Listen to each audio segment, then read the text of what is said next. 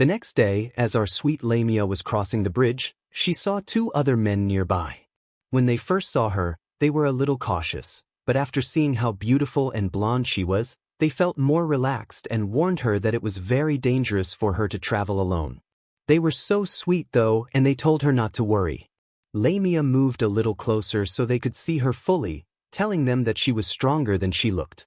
She also greeted them and assured them that she was harmless to humans. However, when they realized that she was Lamia, they ran away in fear, which made her feel sad. Lamia simply tells them that they don't need to be so afraid. Meanwhile, our lovely protagonist is busy practicing potion making with an old woman who explains that this potion is different from the usual ones, as it is made with magical ingredients. She makes a point of saying that it's really important to be careful because even the tiniest mistake in dosage or magic can be fatal. And sure enough, our boy made a mistake. Seeing this, the old woman realized that Dolan struggled with tasks that required precision. As such, Dolan apologized, but the little red-haired girl told her not to be discouraged, for after all she had a keen eye for recognizing medicinal herbs. Oh, and she was great with kids too. And, of course, he was very handsome. The girl praised her profusely, which Dolan gratefully accepted, while admitting that she did have trouble following precise recipes. Hearing this, the red-haired girl said that she was just saying what she thought, while blushing like a tomato. The old woman then said that it didn't seem like the girl was having any trouble in this regard, and praised the girl for her finished potion that day. The old woman allowed the girl to go play, and I mentioned that she would go help her mother, acting like a polite little girl. Meanwhile, our lovely protagonist ponders how in her previous life as a dragon, she didn't need medicine, which makes her a little bit struggle with precision. Then the little cat teases her. The old woman says that although he struggles with other things, he has a very high level of attack magic ability. She adds that the obstacles he will face on his path will only help him grow. Dolan agrees, repeating her words about how sometimes we just need to take small detours. The old woman says that she will teach him how to turn his toxic failures into antidotes. Later on, we see her having a lovely meal with Arai's family. It all makes sense now, why the sweet little girl was so eager to help her mother. During the meal, Dolan leads a lovely prayer, offering it to the goddess of nature, Morel. At that moment, she remembers that she hasn't seen the goddess in quite some time. After enjoying a quick bite to eat, she set off at a brisk pace to her next destination. However, a kind cowman asked if she hadn't practiced that day, which Dolan confirmed with a smile. That was why she was in a bit of a hurry. But the cowwoman, while shaking her chest, asked if she didn't have time to enjoy some fresh milk. This surprised Dolan, but she was happy to accept the kind offer. The lady cow, who used to share her milk with the villagers, offered her a glass of the delicious drink. After drinking, Dolan thanked her and hurried away. She was spotted by Christina the albino, but nothing happened beyond that. Later on, Dolan meets up with Albert and apologizes for being a little late. Albert, the blonde, gives her a reassuring smile and says not to worry, knowing that she is studying with the lovely old woman Muro. Albert then stopped the children's practice, and when they saw Dolan, they quickly asked her to check their spears. While talking to the children, Dolan sensed a monster lurking in the bushes. That night, our brave black-haired hero went to investigate. Although it was a monster, it felt somewhat familiar. However, he knew the monster shouldn't be there, so he set off to find out where it had come from.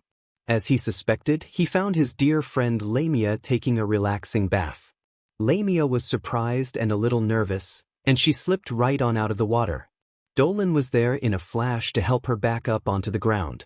As he got closer, he asked Selena what she was doing there. Embarrassed, Selena asked him not to look at her. But Dolan, with his trademark charm, told her that she is beautiful. Although she asked him to close his eyes, Dolan wondered why, because she is very beautiful and being seen by people will not make her less beautiful. However, Selena, still embarrassed, asked how he could look at her so casually. Dolan, a little confused by the situation, mentions that admiring beauty is a natural instinct and that there is absolutely nothing wrong with it. Dolan's intense gaze makes Selena so nervous that she slaps him, which is totally understandable. He immediately apologizes for being inconsiderate, and Selena asks him to forget about it. Dolan then asks again what she is doing there, reminding her that she went south to find a husband. Selena confirms that it was her original plan, then tells him what has happened. As Selena tries to visit another village, Dolan realizes that it's only natural for others to flee in fear. He then asked if that was the reason why Selena had come looking for him.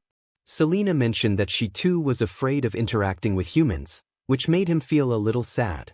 Despite mustering up the courage to talk to the two men she met, they ran away in fear. She avoided answering his questions directly, but Dolan said that he was happy to see her again, which made the blonde Lamia very happy. Dolan then said that he would do anything to help her, and an idea came to him. Selena asks what it is, and Dolan proposes that they live together. Of course, Selena misunderstands, but after calming down, she asks if Dolan wants her to live in his village. Dolan agrees and says that he has a plan that will help her too. However, Selena points out that she is a monster and living in a human village will only scare people. Dolan realizes this, but he assures her that there are already many beasts and demi-humans living in the village, so she'll fit right in. Selena was quick to point out that she was a Lamia, and Dolan was happy to acknowledge this. She went on to say that while people might be a little cautious at first, she was sure that her Lamia charm, charisma, and abilities would win them over. Moreover, she mentioned that her presence would make Dolan's life more enjoyable. He then wondered if it sounded like she was hitting on him, which made her laugh. The blonde Lamia is very happy because she knows life with Dolan will be more fun, and she is eager to make it happen. Selena then revealed that another reason she sought him out was because she wanted to share life energy with Dolan again. She said that she had never felt such rich and nourishing life energy as his, and she was really excited to share it with him. Hearing this, Dolan said that once they lived together, she could take it whenever she wanted. She then sets an example by holding her hand and sharing some life energy, making Selena feel better in just a few seconds. The little blonde says that it was very nice, which makes Dolan feel happy. After that, our heroine said that she would now explain her plan. Over the next few days, they put the plan into action, which initially involved leaving some offerings near the village. However, since Dolan also left traces on the ground, one night a kind villager saw a shadow that appeared to be half human and half animal. Bald Balan guessed that it was Lamia, whom he knew to be a powerful and dangerous monster. But he couldn't help but wonder why such a monster would leave its prey there. In a room, several people gathered for an important meeting, with the main topic being why monsters like Lamia left offerings for the village every day. Molly mentioned in a low voice that the shark fish brought by Lamia was delicious, which Christina heard, and she couldn't help but agree, saying that the fish was indeed delicious. Bald Balan thought it might be a good idea to form a team to root out the Lamia. The others pointed out that they didn't have many warriors, so it would be better to ask for help from the capital. Most people agree to send envoys, and of course, our kind-hearted protagonist hears all this, realizing the deep divide between humans and monsters. He knows that everyone will understand once they meet Selena. During the meeting, the elderly Muro asks everyone not to rush things, urging them to think carefully because Lamia left an offering and he's sure there's a reason behind it. At that moment, a little AI walked into the room and told her grandmother that she had the results of the prophecy. Muro then revealed to everyone that the snake sighting was a symbol of good luck. He suggested they wait and see what the Lamia would do next. Hearing this, Nesto was overjoyed and quickly finished his task so that he could meet Lamia. Now they could move on to the final stage of their plan. When they met, he congratulated Selena on her results, but Selena humbly said that she was just following his instructions and even Dolan was helping her hunt prey. The boy replied that all this was done to help her, and now he would tell her the final part of the plan. The next day, Bald Balan gathers some people for training outside the village as part of his plan to protect the village from the Lamia. Meanwhile, the lovely blonde says that she can't stand that the village's defense corps is here. Our heroine comments that they may be nervous, but she knows they are needed for the final part of her plan. She explains that the garrison is Baran's main force, consisting of Captain Bald Balan and his deputy, Malida Letitia, a priestess of the goddess Al who also possesses invaluable healing abilities and antidotes. However, Letitia was also a messenger of the goddess, which meant that if they weren't careful, She might declare that Selena had bad intentions. All she could do now was wish Selena good luck, because from now on everything depended on her. That's what worries the little blonde, because their ultimate plan involves our heroine entering poisonous rabbit territory. When she gives the signal, Selena will come to her rescue, and everyone will see that she's not an evil monster anymore. Back in the present, one of the soldiers is running scared from something. The blonde was really worried that another lamia was coming, but the soldiers said it wasn't a lamia. It was an armored bear. He was really strong, like he ate his vegetables and slept for 8 hours. Seeing this, Bald Balan ordered everyone not to attack because he knew the monster could kill anyone with one blow. He told everyone to stay back, but the soldiers were so scared they ran away. Toro, Bald Balan's son, fell down. The bear was going to kill him, but his father didn't do anything. Our hero stepped in and used his dragon power to save the day. At the same time, Lena arrived to help, but she got hurt by the bear. Everyone was so happy to see the lamia save the boy and Dolan too. With her special powers, the blonde sent the bear back into the forest, which amazed everyone. She then asked the boy if he was hurt, and the boy replied that he was okay. He also asked Dolan, who said that he was unharmed. Bald Balan then kindly ordered Toro and Dolan to stay away from the lamia, and the boy immediately obeyed. Our heroine gently reminded Balan that Selena had saved him and asked him not to hurt her. Mita supported him, but Bald Balan said that he couldn't let her go because she was the village protector. Our heroine gently reminds Bald Balan that she was taught not to attack people who help and that she has no intention of doing so.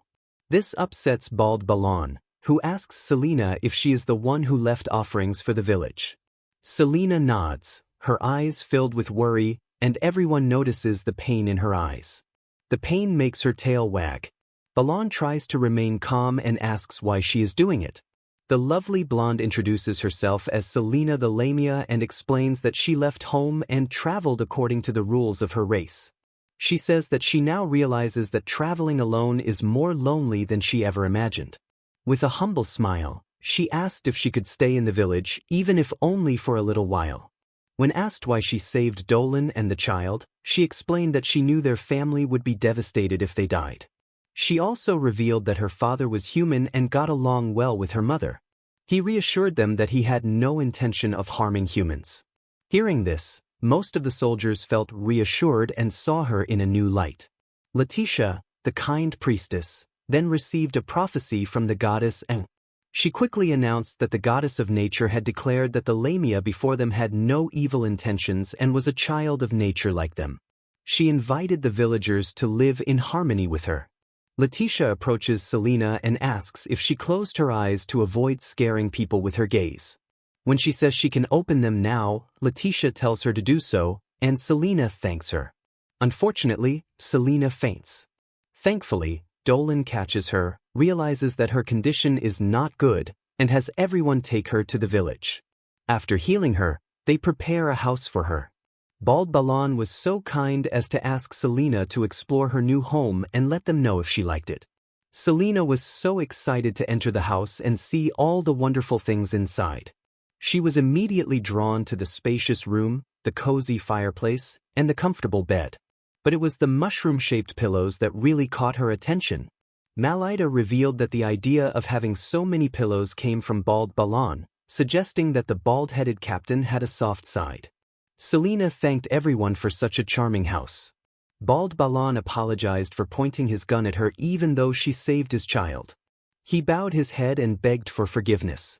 Selena quickly forgave him, telling him to raise his head.